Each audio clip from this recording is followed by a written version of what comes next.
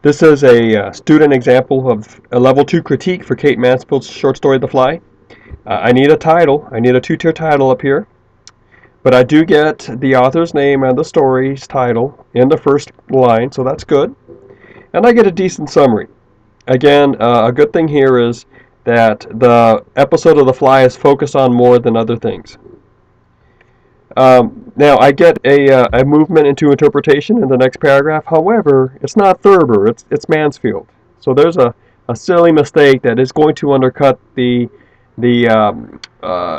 assessment of your critique, of your work here, all right? So that's Mansfield that you need to talk about. And frankly, the interpretation does need to be developed a little bit longer. It wasn't quite sufficient length in the assignment. Now, what happens here is next. It looks like I'm going to move into evaluate. The student's going to move into evaluation, but all this is more of a combination of more summary interpretation. The boss has not moved on from the death of his son. He has learned to cope by keeping himself in the house and changing everything in the room he's always in. Well, wait a minute. He's not in the house. He's at the office. Okay.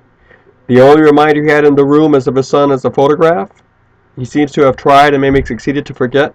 You know, this is a summary still. It's kind of hard to believe a father not going to his son's grave for 6 years, but it becomes obvious that he. So now this is probably one of the sentences here that is evaluation.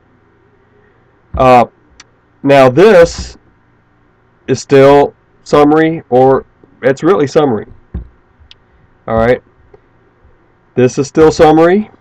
Okay, so there was a good summary to begin with at the beginning of the story. A lot of these things I was highlighting down here can be added to it. There was a pretty decent interpretation, but there's hardly any evaluation. So I would probably give this critique a, let's see, a 3. Probably a 3.